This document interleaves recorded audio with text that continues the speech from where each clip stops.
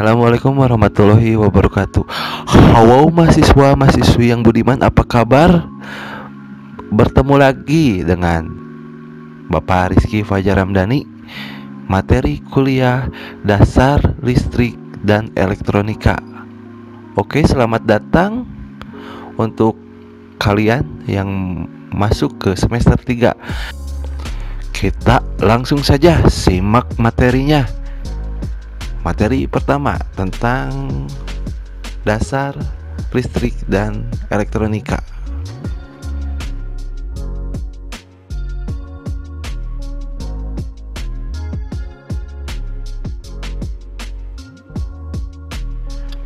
Dalam kehidupan sehari-hari, kita pasti banyak menemui suatu alat yang mengadopsi listrik dan elektronika sebagai basis teknologi ya.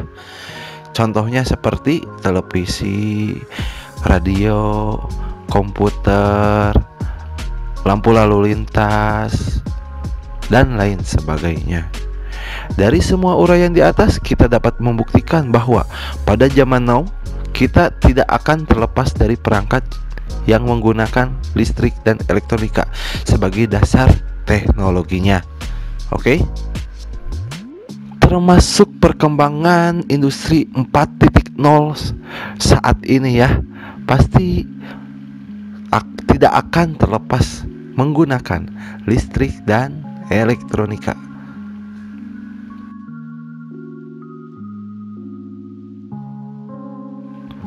Elektronika adalah ilmu yang mempelajari alat listrik arus lemah yang dioperasikan dengan cara mengontrol aliran elektron atau partikel bermuatan listrik dalam suatu alat seperti komputer, peralatan elektronik, dan lain sebagainya.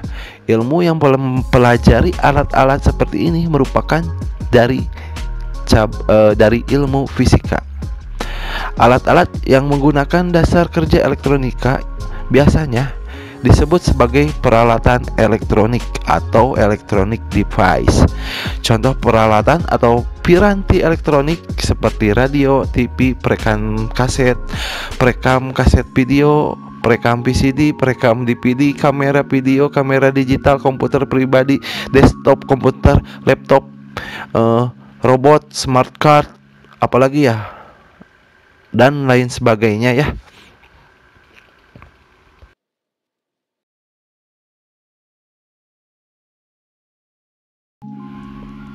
Jadi, apa itu listrik? Tanda tanya ya. Jadi, listrik adalah kondisi dari partikel subatomik tertentu seperti elektron dan proton yang menyebabkan penarikan dan penolakan gaya di antara keduanya. Arus listrik dapat digambarkan seperti arus air, dengan perbedaan utamanya adalah pada arus air, alirannya merupakan molekul-molekul air yang bergerak ke arah tertentu. Sedangkan pada arus listrik yang bergerak adalah elektron-elektron bebas. Listrik adalah sumber energi yang disalurkan melalui kabel. Arus listrik timbul karena muatan listrik mengalir dari saluran positif ke saluran negatif. Ada dua jenis muatan listrik, yaitu positif dan negatif. Melalui eksperimen, muatan sejenis saling menolak dan muatan lawan jenis saling menarik satu sama lain. Arus listrik merupakan gerakan elektron-elektron yang mengalir ke suatu arah dari gerakan elektron tersebut. Arus listrik ini diberi notasi dalam satuan ampere. Lalu kita masuk ke jenis-jenis arus listrik. Ya. Ada arus searah atau kita sebut dengan direct current. Lalu arus bolak-balik atau alternating current.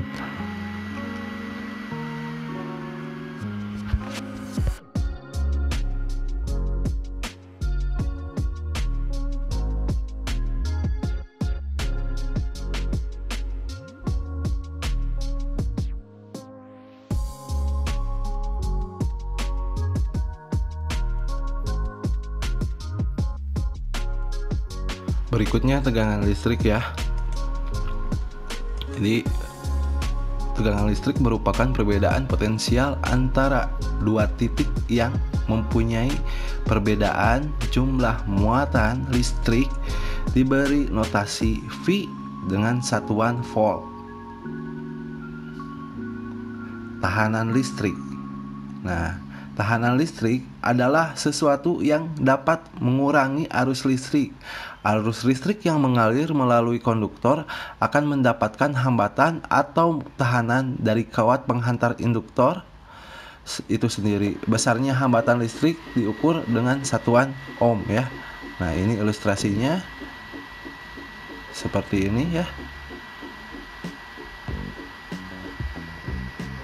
Lalu kita selanjutnya daya listrik. Daya listrik adalah kemampuan atau kapasitas untuk melakukan suatu usaha atau energi. Kalau di rumah terpasang daya sebesar 900 watt, artinya besaran kemampuan yang digunakan untuk melakukan usaha atau energi listrik adalah sebesar itu ya.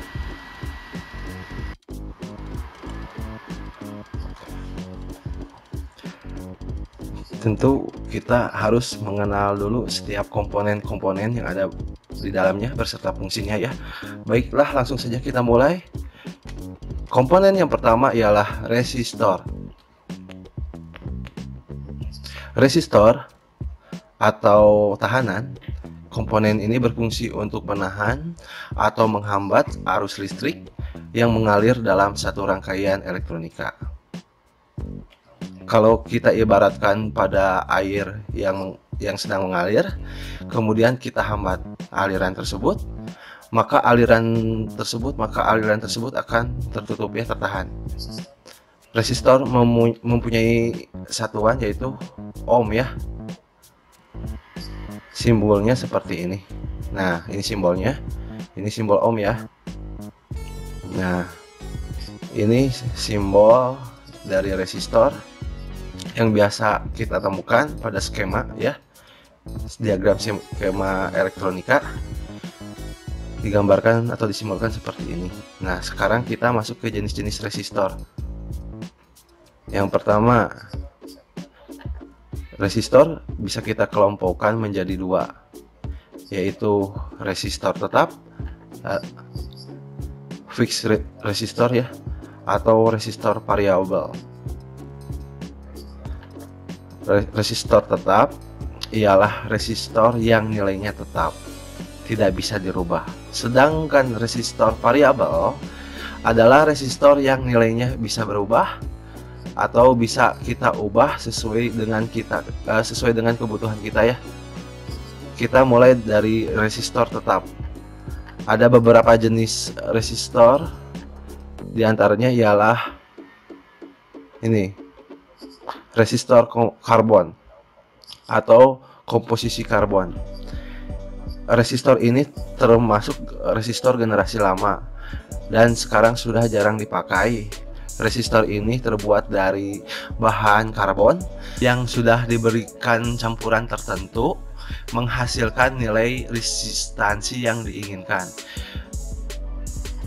Resistor ini banyak noise-nya, mudah terpengaruh oleh suhu ataupun tegangan yang berlebih, dan tidak begitu kuat ya, mudah patah dan lain sebagainya.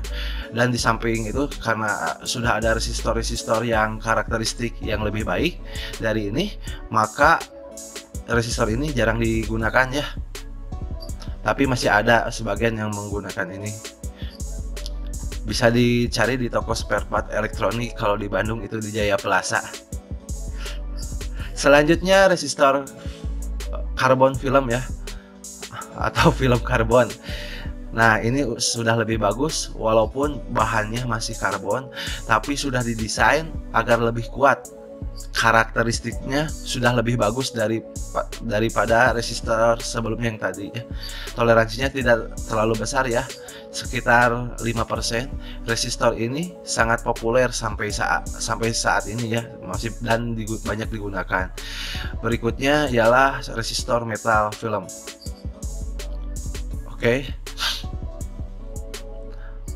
Nah, ini Ini film tapi sudah menggunakan metal ya, karena logam sehingga lebih bagus daripada yang karbon film ya. Ini lebih tahan dari pengaruh suhu, tegangan tinggi, dan toleransinya juga lebih kecil, sekitar 1%. Walaupun harganya lebih mahal dari yang resistor karbon ya, tapi kita tidak akan kecewa menggunakannya. Oke, selanjutnya resistor kawat. Resistor ini juga termasuk resistor generasi lama, tapi sampai sekarang masih digunakan. Resistor ini dibuat dari lilin dan kawat, sering dipakai pada rangkaian-rangkaian yang berdaya tinggi. Dan resistor ini tampil dengan bermacam-macam model. Ada yang diberi bodi keramik seperti ini. Ini orang menyebutnya resistor barok. Apapun namanya itu, ini tetap resistor kawat karena di dalamnya emang kawat ya. Ada juga yang seperti ini nih, biar supaya lebih bagus menyalurkan panas. Resistor ini umum digunakan pada peralatan-peralatan seperti televisi, power amplifier, dan sebagainya. Oke, lanjut. Dan selanjutnya ialah resistor variabel. Jadi resistor ini nilainya tidak tetap ya, bisa dicuning, bisa berubah-ubah. Lalu apa saja ya? Yang pertama, potensiometer. Nah, kita masuk ke potensiometer ya. Seperti ini ya tuh. Ini merupakan resistor yang nilai resistansinya bisa dirubah-rubah, dicuning ya. Potensiometer memiliki 3 terminal kaki dan sebuah tuas yang bisa kita putar. Nah, kita memutar tuas, nah itu nanti resistansinya akan berubah. Kita cek di multitester, ada yang geser sama yang trimmer ya, kayak yang digambar tuh ya. Kita mutarnya harus menggunakan obeng. Potensiometer sering kita temukan pada peralatan-peralatan elektronik, terutama peralatan audio digunakan sebagai pengatur volume, echo ya, dan lain-lain ya. Ini simbolnya seperti ini ya. Selanjutnya rheostat. Rheostat juga merupakan resistor variabel yang nilainya bisa dirubah-rubah. Nah, ini mirip potensiometer, punya tuas yang digunakan untuk mengatur besar tingginya resistensinya ya. Tapi ini menggunakan kawat ya, nggak diputar kayak potensio ya. Nah, ini bisa mengontrol perangkat yang berdaya tinggi. Biasanya untuk dinamo ya, untuk motor. Untuk mengatur redup terangnya lampu bisa menggunakan resistor tipe jenis ini. Liner rheostat juga ada yang berbentuk rotary tuh ya, bisa diputar, atau yang trimmer. Selanjutnya termistor. Nah, termistor seperti ini. Termistor ialah sejenis resistor yang nilai resistansinya bisa berubah karena pengaruh suhu. Ada 2 jenis termistor ya. Yang pertama jenis PTC dan jenis NTC. Yang PTC ini resistensi akan naik jika suhu naik. Kalau sejenis NTC akan turun jika suhunya naik. Jadi kebalikannya ya. Oleh karena itu, resistor ini digunakan sebagai pengontrol peralatan yang berhubungan dengan suhu. Nah, ini simbolnya. Berikutnya ialah varistor atau PDR.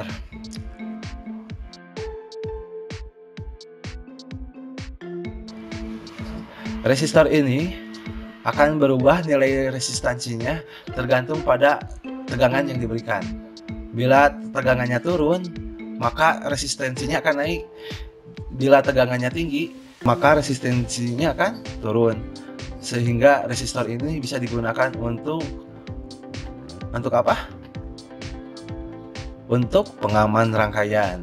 Ya, ini simbolnya. Dan selanjutnya ada LDR, LDR ya, long distance relationship. Oh, bukan ya, tapi light depend resistor. Nah, ini LDR seperti ini. Nah, ini untuk peka cahaya. Nilai resistensi akan berubah tergantung intensitas cahaya yang masuk. Semakin banyak cahaya yang masuk, maka akan semakin berkurang resistansinya. Jadi kita taruh di tempat yang gelap, resistansinya akan naik. Sebaliknya, kita taruh di tempat yang terang, maka resistansi menurun ya. Seperti ini sensor cahaya. Ini digunakan untuk mengontrol peralatan yang berhubungan dengan cahaya, seperti lampu otomatis ataupun untuk mengatur cahaya pada kamera. Biasanya ini di kamera ya, untuk pengaturan cahaya. Tuh. Simbolnya seperti ini ya. Lalu selanjutnya kita masuk ke kapasitor. Kapasitor dan jenis-jenisnya ya. Nah, ini simbolnya. Kapasitor atau yang disebut dengan kondensator ialah suatu komponen elektronika yang berfungsikan untuk menyimpan energi dan melepaskannya dengan cepat. Komponen ini selalu kita jumpai hampir di semua peralatan elektronik ya, mulai dari radio, televisi, kipas angin, apalagi lain-lain ya, dan lain-lain. Terdiri dari dua buah ya, logam yang berdekatan dan disekap, dipisahkan dengan bahan dielektrik ya, bahan yang tidak bisa dialiri listrik. Bahan dielektriknya inilah yang menjadi nama daripada kapasitor tersebut ya. Adapun ukurannya atau kapasitansinya diukur dengan satuan yang bernama farad, dari picofarad, nanofarad, mikrofarad. Nah, karena bermacam-macam, maka muncullah berbagai jenis kapasitor. Ya, ini beberapa jenis kapasitor yang harus kita kenali ya. Nah, ini kapasitor keramik ya. Jenis-jenisnya ini kayak bentuknya kayak gini, gambarnya kayak gini nih. Karena bahannya dibuat dari keramik ya, disebut kapasitor keramik. Ini sampai mikrofarad sampai beberapa nanofarad ya, sekitar 1 picofarad sampai dengan sekitar 0,1 nanofarad. Komponen ini sangat umum digunakan hampir pada yang kita jumpai pada barang elektronik ya. Lalu kapasitor film polyester kapasitor. Nah, ini bentuknya kayak permen ya. Nah, ini sangat umum juga. Kapasitasnya pun ini tidak terlalu besar, tapi biasanya lebih besar daripada kapasitor keramik.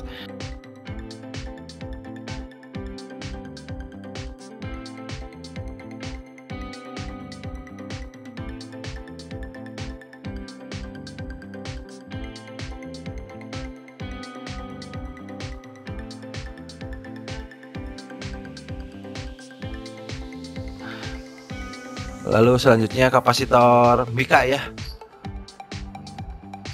Kapasitor mika. Nih, bahannya dari mika, pasti mahal ini ya. Adapun kapasitansinya tidak terlalu besar, ini lebih besar dari beberapa PF sampai beberapa puluh MF saja ya.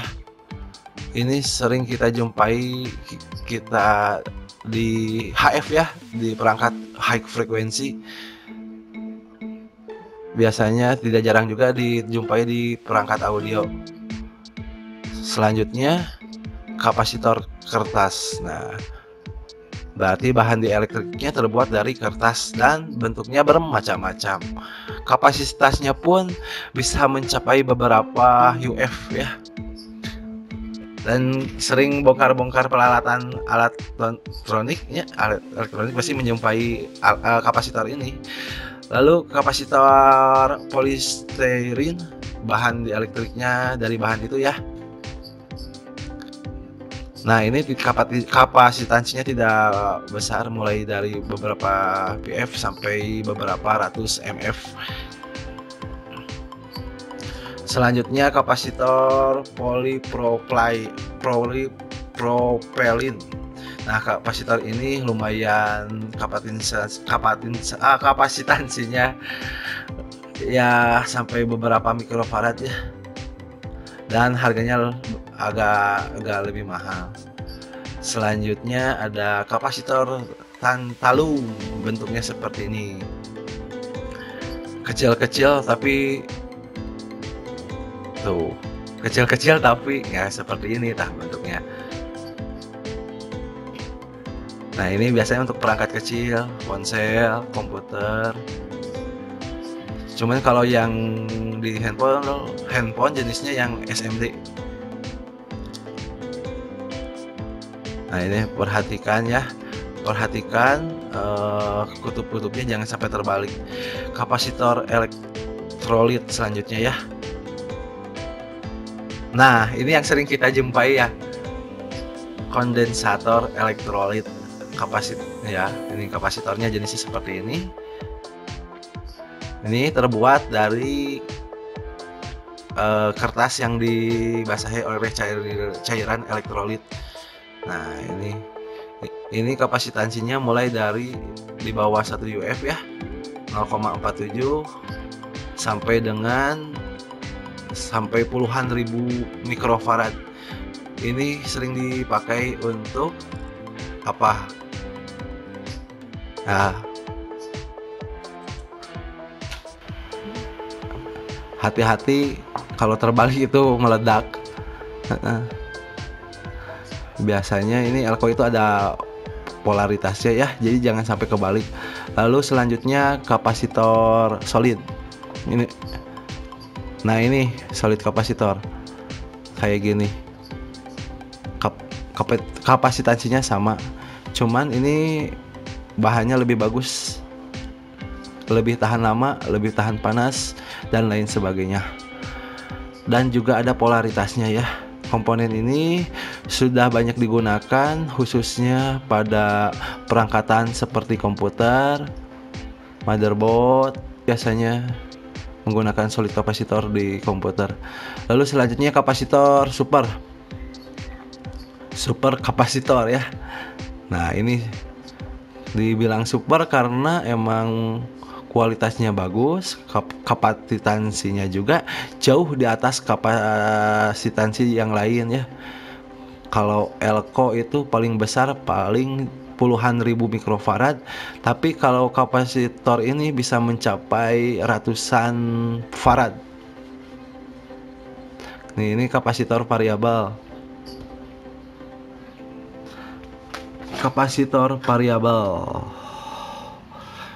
Nah, ini kapasitor yang nilainya tidak tetap ya. Biaya bisa dicuning, bisa berubah-ubah atau diatur ya.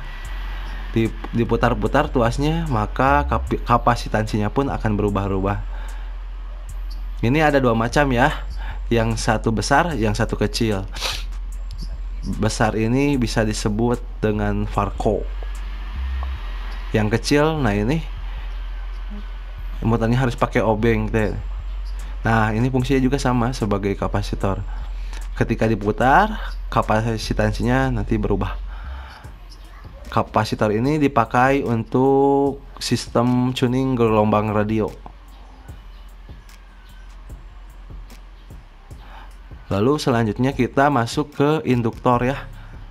Nah, ini induktor adalah komponen elektronika yang menyimpan sementara energi dalam medan magnet. Induktor biasanya berupa lilitan kawat yang disusun membentuk sebuah kumparan dengan jumlah lilitan yang ditentukan ya. Nah, ini bahannya bisa berupa besi atau ferrit ya.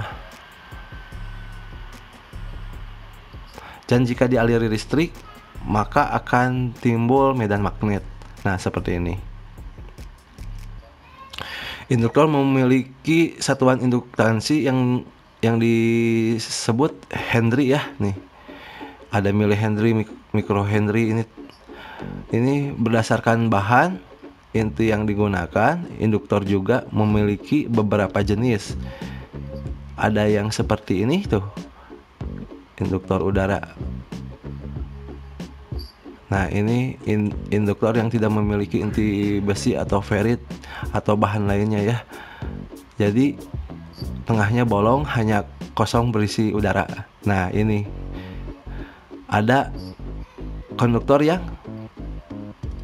yang berisi besi itu ya. Biasanya ini dijumpai di mana? Trafo ya. Umumnya di frekuensi rendah.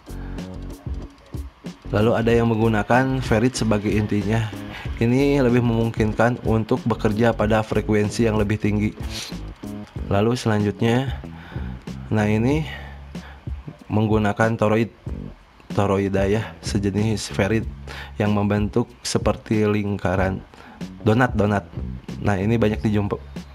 Nah, ini sering kita jumpai ya. Yang kita jumpai ada yang kecil yang digunakan sebagai besar, ada yang besar juga ya. Induktor variabel, induktansinya bisa dirubah dengan cara diputar. Nah,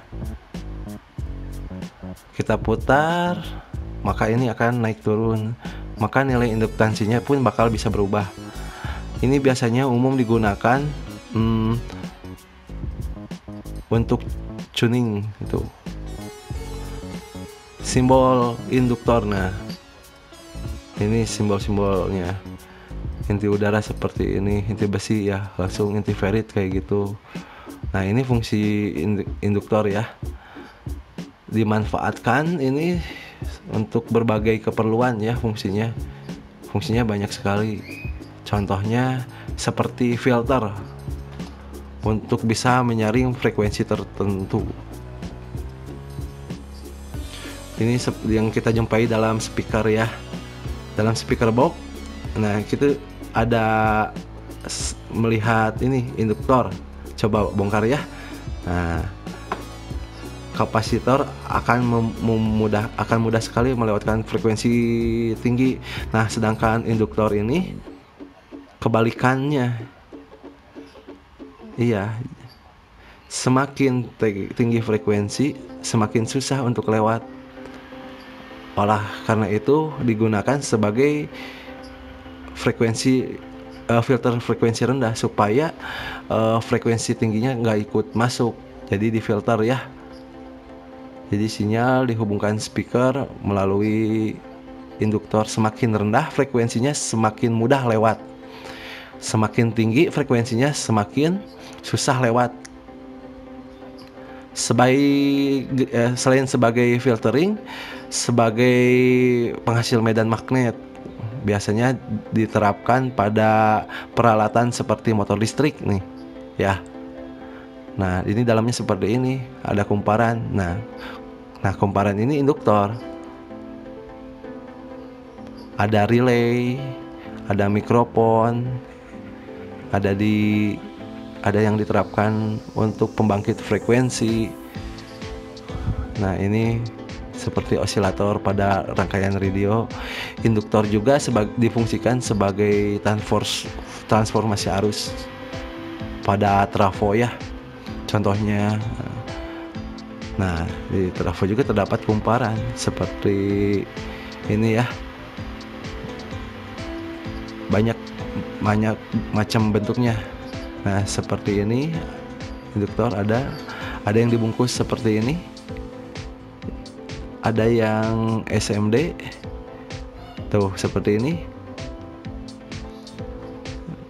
Nah, biasanya ditemukan di perangkat kecil ya, seperti komputer, HP. Selanjutnya dioda ya. Nah, dioda ini komponen elektronik yang fungsinya sebagai mengalirkan arus ke satu arah saja. Makanya dioda disebutnya penyearah ya. Nah, ini simbolnya bentuknya seperti itu. Ini simbolnya seperti ini ya. Nah, ini menunjukkan arah arus untuk dialirkan. Dan arus tidak akan mengalir dari arah sebaliknya. Jadi ini berfungsi sebagai penyearah ya. Dioda memiliki dua kutub, ialah kutub anoda dan kutub katoda. Fisiknya itu ada. Nah, ini fisiknya. Katoda ditandai dengan garis atau gelang. Ini ialah dioda biasa atau dioda umum ya, biasa. Kita hubungkan misalnya dioda seperti gambar di sini. Nah, katodanya minus, anodanya positif. Kita saklarnya tutup. Nah, ini arus akan mengalir, maka lampu akan menyala ya. Ini B, di sini baterai. Coba kita di sini kita balik ya. Nah, kalau dibalik gimana? Tidak ya, karena memasang diodanya salah. Jadi harusnya menemui jalan buntu ya. Jadi harus searah ya. Nah, makanya disebut dengan penyearah. Nah,